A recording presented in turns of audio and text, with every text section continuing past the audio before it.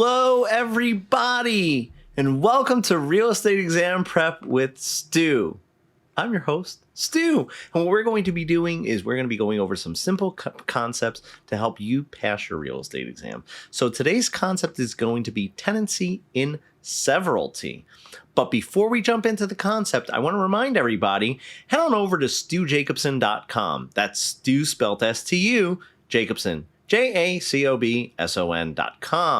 Why go there? Well, there's two reasons. Number one, you could sign up for my random pop quiz email. That's where maybe one week I'll send you 7 pop quiz questions. Sometimes I'll send you just a couple. But we help you get prepared for the real estate exam, and it's free to sign up for that. Also, we have our group coaching there. So once you become a real estate agent, we don't want to leave you high and dry.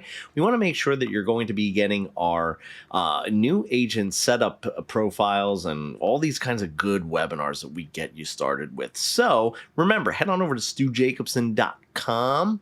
That's Stu, S-T-U, Jacobson, Jacobson.com, where you can sign up for both of those today. Now, tenancy and severalty.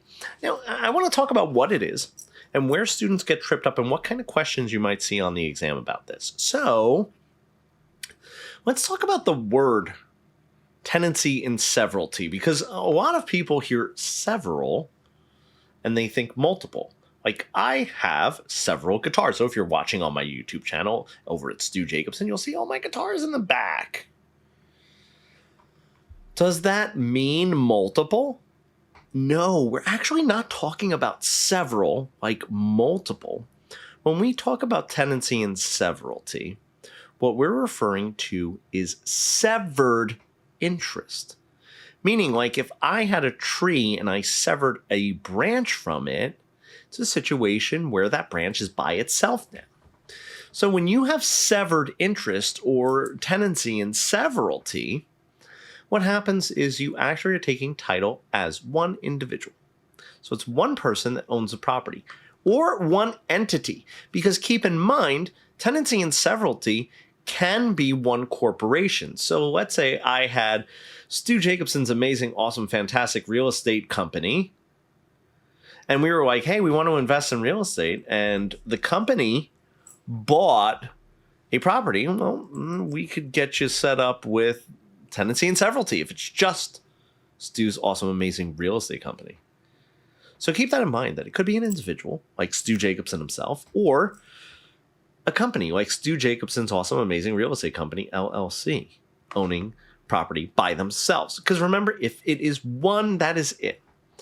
So what kind of restrictions could you have with this? Well, when we just know that they have tenancy and severalty, we don't know if there is any restrictions at all, right? Because that would have to go towards maybe some of our freehold estates, what kind of estate it is. That would be the only thing that would put a restriction on it. Or government powers such as taxation, zoning, police powers, things like that, okay?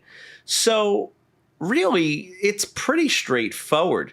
Tenancy and severalty does not mean several or multiple. Okay, so don't get tripped up with that. That's a key.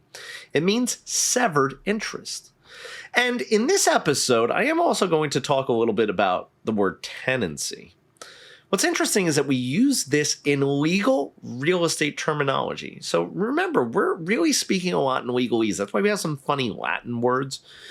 It's because it's written the test in legalese. So when we're referring to tenancy, we're actually talking about ownership. That's why we don't call a tenant that, you know, if we were talking right now about like a rental, we would talk about a tenant, right? Like just basically layman's terms. We don't refer to them as that. We refer to them as the lessee, right? So like when we're talking about exam prep and talking about what you might see as terminology and verbiage on the real estate exam, you're probably going to only see tenancy referred to as ways that you can take title. Tenancy in common, joint tenants, and tenancy in severalty. Now, you also might see people using the terminology flexibly. And when I say that, they might say a tenancy in severalty or an estate in severalty. They might say severalty tenancy. So there's a couple different ways that they could refer to it. So don't be as rigid in your studies as far as understanding this. The other thing, too, that you might see as far as questions, you might see a straightforward question as Bob owns a property. If Bob is the only owner, how did he take title to the property? Well, that would be tenancy and severalty. So it's pretty straightforward. But you also might see a situation where it could be joint tenancy. And remember, joint tenancy has the right of survivorship.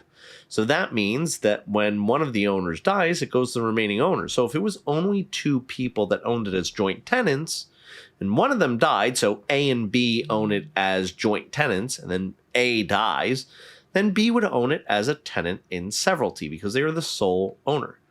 So I hope that helped. And remember, wherever you're listening to the podcast, please do subscribe. It does help us out. And if you're watching on YouTube over at Stu Jacobson, please subscribe, hit the like button, and I will see you all real soon.